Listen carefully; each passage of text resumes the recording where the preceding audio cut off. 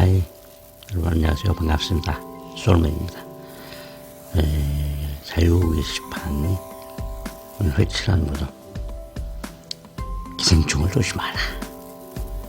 기생충을 조심하라. 이런 제목을 가지고 여러분과 함께 간단하게 말씀을 나누도록 할게요. 네, 영상 없이 음성으로만 하다 보니까 좀 재미가 없죠. 심심하죠. 그래서 오프닝 멘트 잠깐 간단하게 준비했습니다. 급하게 준비하다 보니까 세트로 준비도 안 됐고 좀 엉망이네요. 무슨 말을 해야 할지도 모르겠고. 이제 환절기 이제 점점 이제 초겨울 분위기가 나고 있죠. 가을이라는 그 느낌을 느끼기도 전에 겨울로 접어드는 것 같아요. 아침 저녁 매우 쌀쌀합니다. 감기를 조심하시고 계속해서 시청해 주시면 감사하겠습니다. 고맙습니다.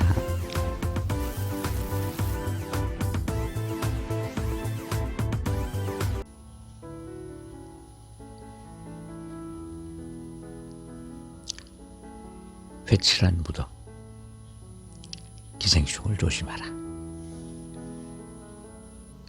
또 질문이요. 하나님께서 미워하시는 것을 사랑하고 하나님께서 용서하신 것을 용서 못하는 것이 뭔가요? 쉽게 설명해 주세요. 네, 정말 어마어마하게 많습니다. 사람들이 합당하게 생각하는 것이 예수님과 창조주께서는 크게 미워하시는 것들이 많습니다. 교회의 구조와 체계가 그 예입니다. 같은 사람 간의 상하 권위와 지위의 차이가 있고 아래에서 위로 돈을 바치는 식의 돈의 흐름이 있는 구조를 니골라당이라고 합니다. 요한계시록 2장 6절. 오직 내게 이것이 있으니 내가 니골라당의 행위를 미워하는도다. 나도 이것을 미워하노라. 현존하는 모든 교회가 바로 니골라당입니다. 니골라당을 미워하지 않고서는 바른 믿음이 설 수가 없습니다. 사람의 마음속에 항상 존재하는 돈 욕심은 항상 천사의 모습으로 나타납니다.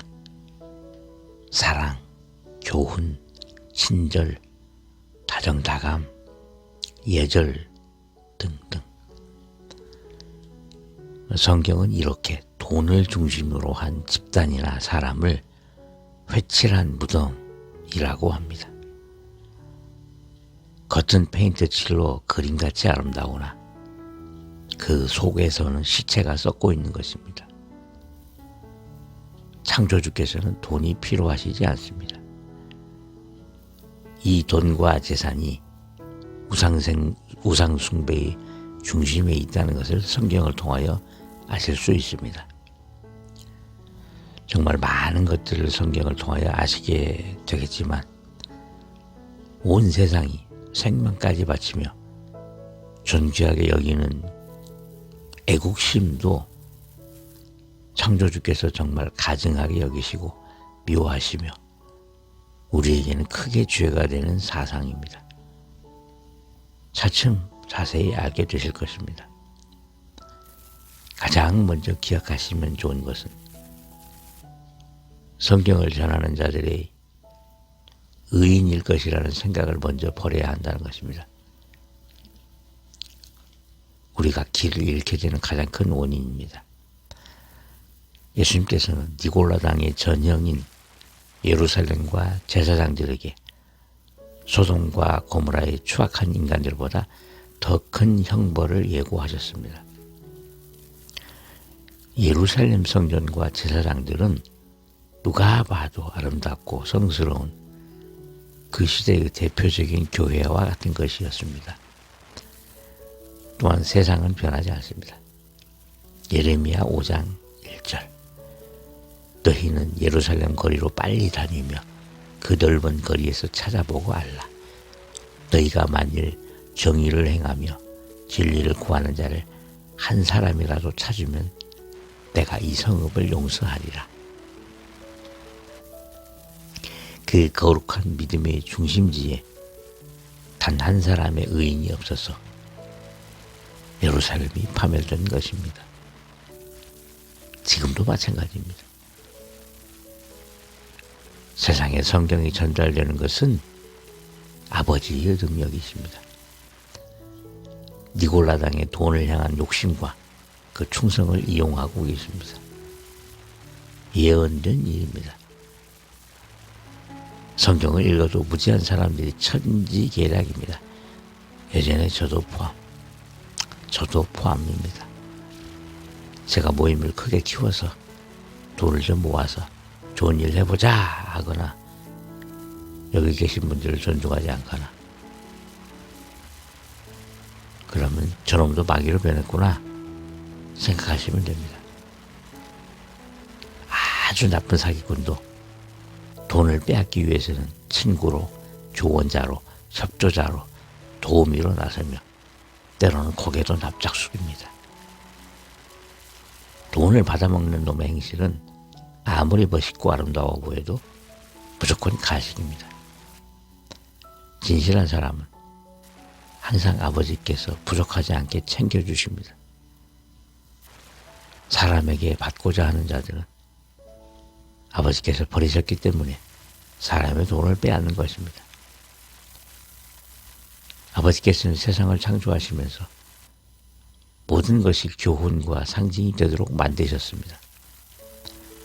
자기가 노력하고 찾아서 먹고 사는 것이 아니고 남이 먹은 것에서 먹이를 찾는 것들을 기생충이라고 합니다. 이 세상이 기생충과 같은 존재들은 지금 누구이겠습니까? 기생충은 문해충이며 본능으로 먹이를 찾습니다. 유다서 1장 10절 13절까지 이 사람들은 무엇이든지 그 알지 못하는 것을 비방하는도다. 또 그들은 이성 없는 짐승같이 본능으로 아는 그것으로 멸망하느니라. 화 있을진저 이 사람들이여 가인의 길에 행하였으며 삭스를 위하여 발람의 어그러진 길로 몰려갔으며 고라의 패역을 따라 멸망을 받았도다. 그들은 기탄 없이 너희와 함께 먹으니 너희의 애찬의 암초요 자기 몸만 기르는 목자요 바람에 불려가는 물없는 구름이요 죽고 또 주고 뿌리까지 뽑힌 열매 없는 가을나무요 자기 수치의 거품을 뿜는 바다의 거친 물결이요 영원히 예비된 캄캄한 흑암으로 돌아갈 유리하는 별들이라. 이 사람들은 누구일까요?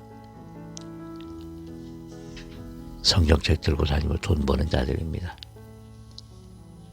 사람이 구원받지 못하는 가장 큰 이유는 돈입니다. 누가복음 16장 13절 너희는 하나님과 재물을 겸하여 섬길 수 없느니라. 세상에서 하나님과 재물을 겸하여 섬기는 자들을 분별하는 것이 어려운 일이 아닙니다. 인구의 절반이 살아서 학생이 가장 많은 서울, 경기 무상급식 예산이 약 2천억입니다. 혹시 아시나요? 놀라지 마세요.